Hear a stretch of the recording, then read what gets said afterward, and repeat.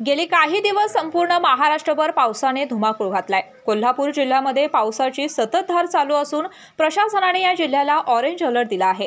राधानगरी धरणाची आज दुपारी 12ची स्थिती पाहता राधानगरी धरण 89.33% म्हणजे जवळजवळ 90% भरले असून या धरणाची पाणी पातळी 342.56 फूट इतकी आहे।